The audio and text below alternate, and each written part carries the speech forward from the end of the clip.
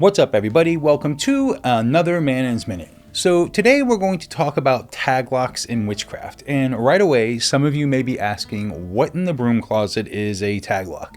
Is it a lock of hair? Is it a name written on paper? Is it some spooky thing from a movie where the creepy witch steals your finger clippings and starts cackling under the moonlight? Well, kind of, but also not exactly. Let me explain. A taglock is basically a personal link to a person, place, animal, or situation. It's something used in spell work to connect the magical work to the target of that work. Think of it like an address on an envelope. If you write a letter and just toss it in the mailbox with no address, where's it going to go? Nowhere useful, most likely. Maybe it gets lost, maybe it gets returned, maybe some confused postal worker looks at it and says, what am I supposed to do with this mess? Same idea in witchcraft. A taglock gives the working a destination. Now, this does not mean every spell needs one. Let's not get ridiculous. Witches have been doing magic for a long time without turning every spell into a forensic evidence collection. But when you're doing work focused on a specific person, animal, home, business, or situation, a taglock helps aim the energy. It makes the working more direct, more personal, more connected. The strongest taglocks are usually the things physically connected to the person. Hair, nail clippings, blood, saliva, clothing, handwriting, jewelry, personal objects, and things like that. Why? Because these items carry a close connection to the person. Hair came from the body. Handwriting came from the person's own hand.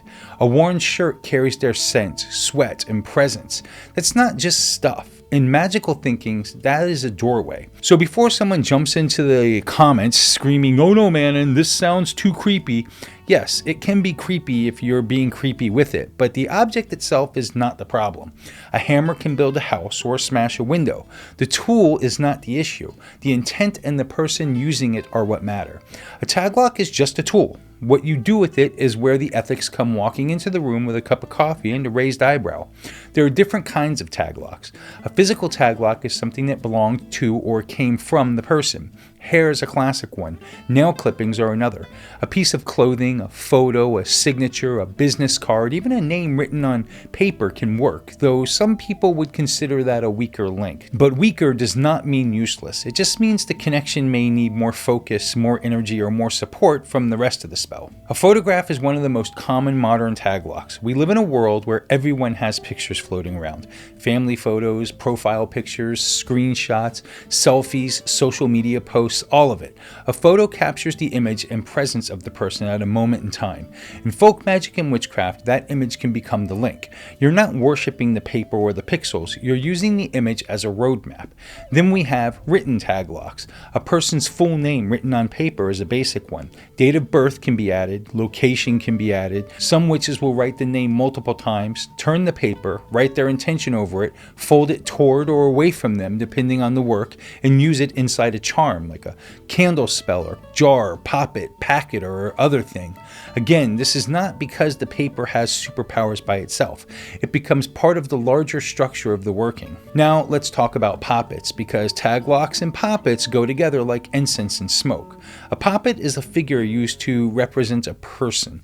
Some people hear poppet and immediately think of Hollywood voodoo dolls because Hollywood has done what Hollywood always does. It takes a spiritual idea, dips it in nonsense, throws dramatic music behind it, and sells it to the masses. But a poppet does not have to be evil, scary, or dramatic.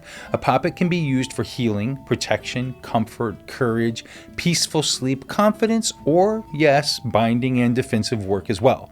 The taglock is what connects the poppet to the person. Without it, the poppet is just a little doll sitting there looking confused. Add a taglock, speak the name, focus the intention, and now that poppet becomes a stand-in. It becomes a symbolic body. Not the actual person, obviously, but magically speaking, it becomes linked to them. This is part of what people call sympathetic magic. Big phrase, simple idea. One thing stands in for another thing. A photo stands in for a person. A candle stands in for a goal. A doll stands in for a body. A knot stands in for a problem being tied up or released. Humans have always worked this way. We use symbols constantly. A wedding ring is not the marriage itself, but it represents the bond. A flag is not the country itself, but people treat it like it carries the spirit of the nation. A photograph of a loved one is not the person, but it can still make you cry and smile or feel close to them. So don't tell me symbols don't matter. Humans are walking symbol machines.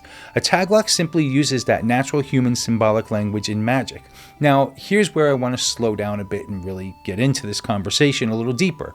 Just because you can use a taglock does not mean you always should. This is where maturity comes in. Witchcraft is not just I'm mad, so let me go grab a candle and go nuclear. That's childish. And yes, we all have moments where we want to light the black candle, ring the bell, and send someone into the nearest emotional swamp. But being a witch means learning when to act, when to wait, when to protect, when to cut ties, and when to leave someone to their own mess. If you're doing healing work for someone, get permission when possible. If you're doing protection for your child, spouse, close family member, or pet, that is different for many practitioners because there's already a duty of care there. If you're doing work on a stranger or someone who did not ask for it, at least stop and think. Ask yourself, what are you really doing? Are you helping? Are you controlling? Are you interfering because you think you know better? That little pause can save you from a lot of spiritual stupidity. And yes, taglocks can be used in defensive work. I know some people want witchcraft to be nothing but lavender, moon water, and emotional support crystals. But sorry, that's not the whole picture. Witches have always protected themselves. They've bound harmful people. They've turned away attacks. They've cut cords, closed roads, frozen gossip, and sent nastiness back to the sender. A taglock in this kind of work can help focus the protection or boundary. But again, be honest with yourself. Is this protection, or are you just looking for revenge while wearing a pentacle? There's a difference. Learn it. Another thing to understand is that taglocks do not replace skill. People sometimes think, oh, I have their hair, so this spell is unstoppable. No. A taglock strengthens the link, but the working still needs clear intention, proper timing if you use timing, emotional control, good ritual structure, and follow through in the mundane world. You cannot do a prosperity spell with a taglock to your bank account and then keep spending like a raccoon with a credit card. Magic and common sense need to sit at the same table. Also, taglocks should be handled with respect. If you're keeping someone's personal item, hair, photo, or name paper for working, don't just toss it around like junk mail. Store it properly. Use it for the purpose intended. Dispose of it in a way that matches the work. If the spell's meant to release, you may burn, bury, tear, wash away, or otherwise remove the taglock from your space. If the spell is protective, you may keep it in a charm bag or box or a jar or an altar space. The methods depend on the spell and tradition.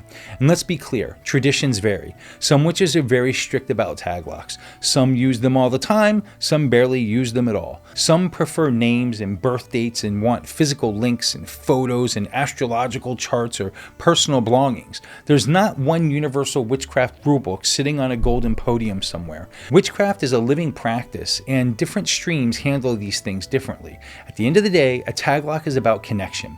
That is the heart of it. It creates a bridge between the work and the subject. It tells the spell, this is who I mean, this is where the energy goes, this is the doorway. And honestly, that is a pretty powerful concept, because in witchcraft, we are always working with connection. Connection to the gods, to the ancestors, to the land, to the elements, and of course, to each other. A taglock is just one focused form of that larger truth.